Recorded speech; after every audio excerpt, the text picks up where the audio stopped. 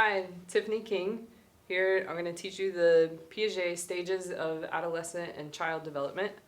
So just real quick, for this I'm going to use a penny for a lot of examples. So if you feel like being more interactive with me here and kind of seeing what I'm talking about as we go along, hit pause for a second and go find you a penny real quick. So Piaget, he's most widely known for his theory of cognitive development. So children and adolescents, he had an interest in kids' thoughts and behaviors, and so he used those to figure out their cognitive development. His development theories have influenced our education system and how we teach by letting us understand better how children can learn at different stages of their life. So we understand that an elementary school student can't understand all of the same things that a high school student can, because they don't have that cognitive ability or brain power to be able to do so. So he believes that children learn best by being an active part of their education. So rather than doing PowerPoint lecture classes like we're doing here, he says that they need to be more active in their learning. So that's where now we do all of the more technology-based stuff, allow them to go out and find that information themselves so that they can interact with it better and be able to learn much quicker. So what a child is able to learn is going to depend on what developmental stage they're in at the time. Okay? So an example for this is that a first grader, you're not going to give them some sort of hypothetical situation or hypothetical story. They're not going to understand it. Okay? You can do that more with the high school kids. Okay? So there's 4 different cognitive development stages. So humans will develop through these 4 stages. As we go through each stage, we start seeing the world in a more broader view.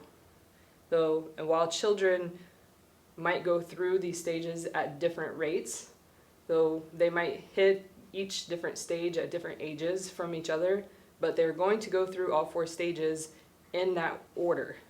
So they're not going to move from stage 1 to stage 4 to stage 3 to stage 2. They're going to go in order.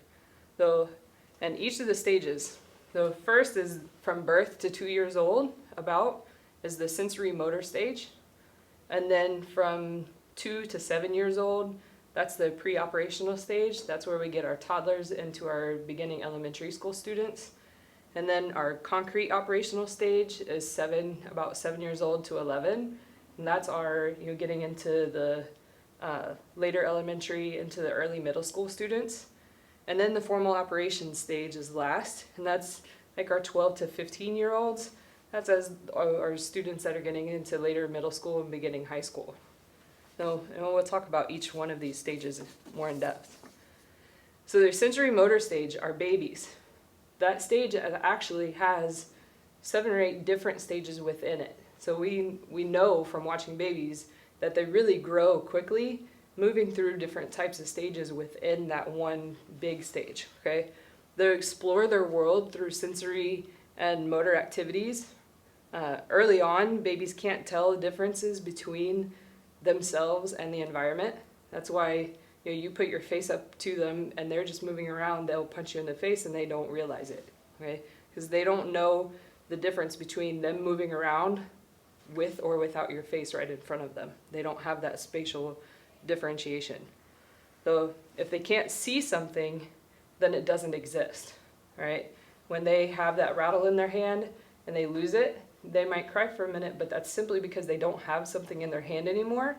It's not because they specifically lost that rattle. Once it's gone, it doesn't exist anymore to them. But they do start to begin to understand cause and effect.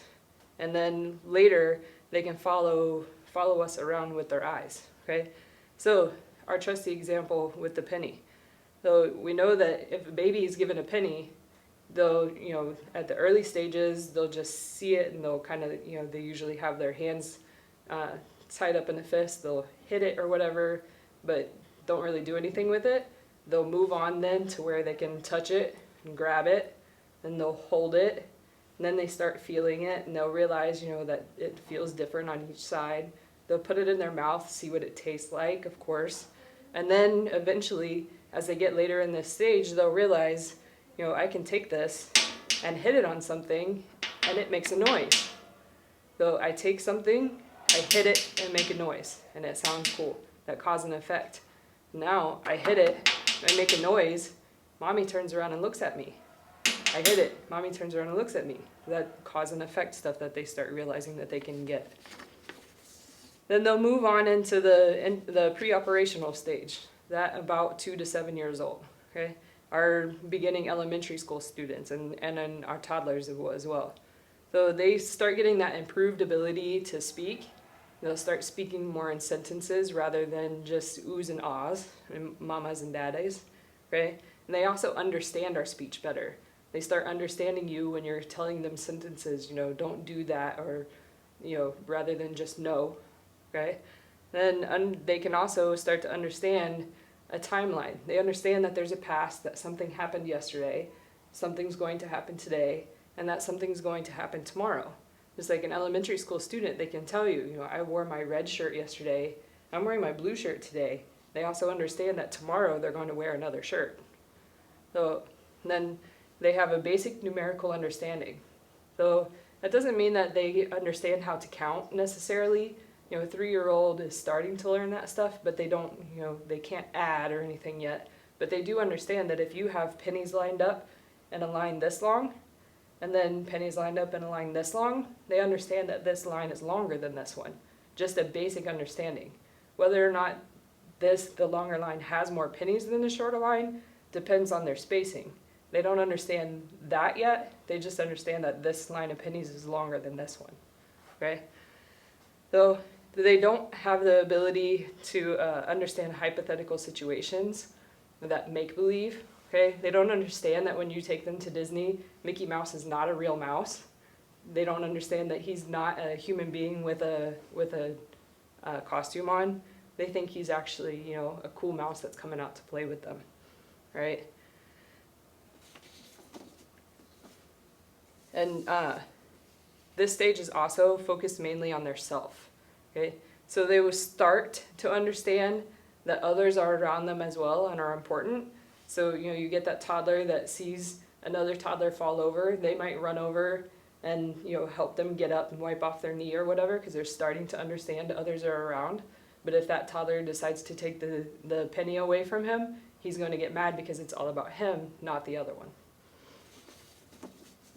So then the concrete operational stage. So our kids that are moving into later elementary, into the early middle school, these kids, they start to have the ability to do abstract reasoning. You can teach them about one object and what it's going to happen with it, and then show them another object that's similar, and they should be able to start putting it together that they may react similarly, okay? That abstract reasoning. They can start to understand the conservation of matter, right? So with our penny, they understand that things cost money. I have to have pennies to be able to buy something. And they also may understand that different things are going to cost different amounts of pennies. They don't necessarily understand yet how many pennies, or the extreme difference between buying a t-shirt and buying an Xbox. So that whole money doesn't grow on trees and everything's not the same. So formal operations stage then. These are our older children. This is the later junior high into the beginning of high school kids. So now they can think hypothetically, right? They can understand hypothetical situations. And this is where science can get real fun, because now they can form and test hypotheses. So you can give them a question and they can make a educated guess at what's going to happen with that. Not only can they make that educated guess, but now they can organize information. They can take that technology and stuff, go out, do their research, organize all of this information, do some scientific reasoning, and then test that hypothesis to find out whether or not they're correct. So with our penny example, kind of a bad example, but trying to stay with the same thing as the concrete operational stage where we were talking about buying stuff. So the formal operations kid knows he wants to buy an Xbox. He can hypothesize or have an educated guess on how many pennies he might need to have to buy that Xbox. But not only can he do that, he has the ability to go out and organize the information, to do the research to find out how much it actually costs, to figure out how many pennies he actually needs, and then relate it back to whether or not he was correct on his guess. So, some just general ideas about the theories to close out here. Every child will go through every stage in order, but not necessarily at the same rate. And Piaget's idea was that in general that we can't teach a child to be able to progress through all of these stages. It's going to happen as their brain forms and allows them to move through these stages. So my question to you is, do you believe that you can teach a child to understand something requiring a higher level to help them progress through these stages quicker? Thanks.